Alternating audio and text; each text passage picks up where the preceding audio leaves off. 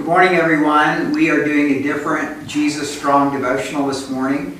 We have Liz and I interviewing our son and daughter-in-law, Daniel and Chandler, and we're excited that you guys are here, and we're excited about the vision that God's given you guys to go into New York. And I don't know how many of you know, but New York City is the epicenter of COVID-19. But Manhattan in particular, this one particular 2 to 3 mile radius is the epicenter, and that's where Chandler is going to be going with Daniel and their grandchild, their son, Cohen, leaving tomorrow. And Chandler's a nurse, so she's going to be taking her nursing skills into Manhattan. Why are you guys doing this? Explain, Chandler, why you would be going into an area where most people are fleeing. Yeah, so I think when all of this kind of came out, me and Daniel were just praying about what are things that we could be doing to help in a time like this. And we just felt a leading to go to New York because that's kind of where most of the cases are across the country. And yeah, we have a unique set of skills. Me being a nurse, I'm not using my nursing in the traditional sense right now. I was more staying at home with our son. And so I think for us, it was a really unique opportunity because I don't have a job or something that I have to leave in order to go. I really didn't have any ties here. And then Daniel's business is 100% online right now. And so the cool thing is this is kind of a once-in-a-lifetime opportunity for us to be able to go into an area like that and be able to help. So, yeah. So when you guys got married, I remember y'all talking about doing clinics and using medicine in Africa and places like that. Did you ever have any idea that you'd be going to Manhattan, New York for an emergency situation that needs your skills? No, definitely not. But I think it's really cool because our vision long-term is to be able to open a medical clinic and to be able to do stuff abroad. And medicine abroad is very different than here in the United States. And so I feel like for me, this is kind of almost a training ground too, to be able to learn a little bit of a different way of dealing with medicine maybe than we normally do on a day-to-day basis that hopefully long-term will be beneficial for me. Yeah. Now Daniel, your wife, is going to be going into a hospital 3 days a week to deal with this situation. What are your concerns about you guys contracting COVID-19? There's a strong possibility that you're going to get it. That's what all the stats show. Yeah. I think I always get nervous having her doing something. I think I get more nervous because I can't be there with her. Mm-hmm. I'll be more at home, but I think the thing that we try to live by is, really pray about stuff, and then when we feel like we're supposed to do something, not making decisions or even praying in a fear-based mindset. Mm-hmm. And so we've been doing that for a couple weeks, and we had some very clear things that we kind of put out there for God to tell us, if this is what you want us to do, we need a lot of different things to align. Mm-hmm. And they all did. And so I think I'm kind of going more just off of that faith. And, mm-hmm. I truly believe that there's a reason that we need to be there. And outside of the obvious reasons, and I think this is going to be, like Chandler said, like a training ground and the ability to make an impact and kind of the ability to look back and go, when that whole fiasco thing happened, we were there making a difference, mm-hmm. which is why we're, I feel like why we're supposed to be on the earth is to be doing that. So, yeah. So, Chandler, how long will you be working at this hospital? Yeah, so I start on Monday, and my contract's for 13 weeks, so it'll end July 13th. So I'll be there a little over 3 months. Yeah. Now, what's monumental to me, and Liz, as we were talking about this, is the fact that so many changes are occurring in your life. They're kind of coming together in a convergence way. Daniel, talk about some switches you're making with your job, mm-hmm. and then how this fits with why you're making those changes. Yeah. So I I felt a couple weeks back that it was time for me to kind of open my own financial office with the firm I've been at, so that's not changing, but just being able to be kind of more creative, start my own office and all of that. And it's always been under this banner. For those that don't know, I work with Transamerica, but the banner is World Changers Inc., World Changers Financial.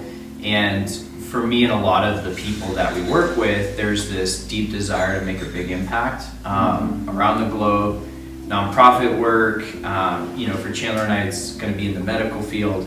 And it's definitely, it seems like it's almost a convergence of kind of what we're going to be about. Yeah. Where we, I help people with their finances, we build up assets and then give a lot of it away.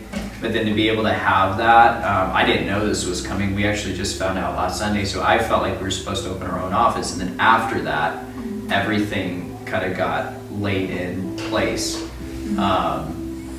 with this whole nursing thing. So we really feel like it's a total God thing. I don't think we fully know why it's all happening this way, but we do feel like it's a representation of the calling and almost the way we want our clients to, even our people that follow us on social media and even people that work with us, kind of what we're about and what we stand for.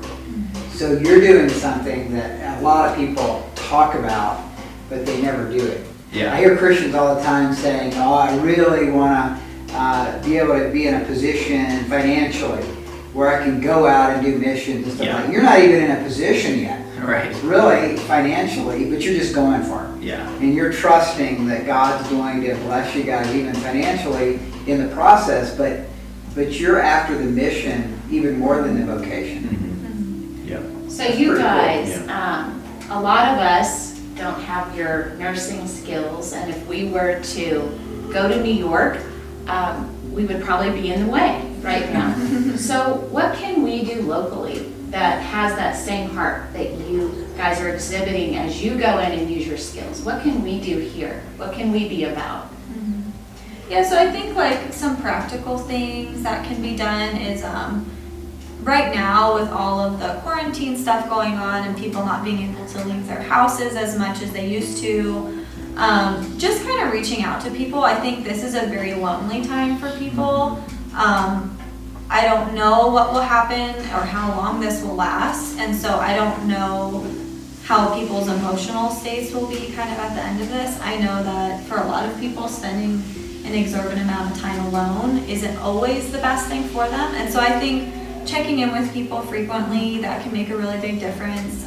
Maybe making a policy for yourself to reach out to 2 to 3 friends a day. FaceTime is really good right now because it's one thing to talk to somebody, but being able to see somebody face to face, I think, makes a difference when they're not able to normally. Also, little things. I mean, I think reaching out to your community, whether they're in your church or something. I think there's a lot of need in the elderly population right now because they don't feel safe to leave their house. And so, if you're having to do your grocery run once a week and there's somebody that needs help, maybe offer to pick up their groceries and drop them by their house. I mean, you don't have to see them. You can leave them at the front door and you're still not having any contact, but it's reducing their exposure and it makes them feel a lot more comfortable and like they're being taken care of. So I think little things like that can make a big difference too. No, I just think just committing and purposely trying to connect with people. I think there's 17 million people now that file for unemployment, so it's very high. There's a big need just in basic necessities for people. Well, thanks you guys. Thanks for sharing your heart. Yeah. We're proud of you guys. Amazing. Really We're going to miss awesome. you. Really cool. And how can people stay connected with you and hear about your journey? Are you providing a blog or something like that where people can connect? Yeah, so we're going to do a vlog. A vlog? And we're going to do that every day or almost every day for a few minutes as we're out there kind of on the front lines. And it'll be tied to our Instagram. I think it's Dan and Chan Holt, right? So Dan and Chan Holt on Instagram. So you guys can follow us there, and then we'll be posting a lot right now. We got all the vlog gear, I guess, to do it. So, Nice. That's so great. yeah. Well, thank you guys for listening, and I want to just heed the advice of Daniel and Chandler. Look around in your neighborhood. Are there older folks near you that you could just give them a call and ask if you could go shopping for them? We've done that on our road. And look at friends in the church or friends that you have a relationship with at work that you could do a call or a FaceTime with. And just check and see how they're doing. If you're a Christian watching this and you believe in the power of prayer, you could take time to pray with that person. So tremendous opportunities for us to be kingdom people, to exhibit Jesus to those around us. So I pray this has been a blessing to all of you. Thanks you guys for taking the time to be here and do this. And tomorrow's the big day. Yep, flying out All right. Blessings.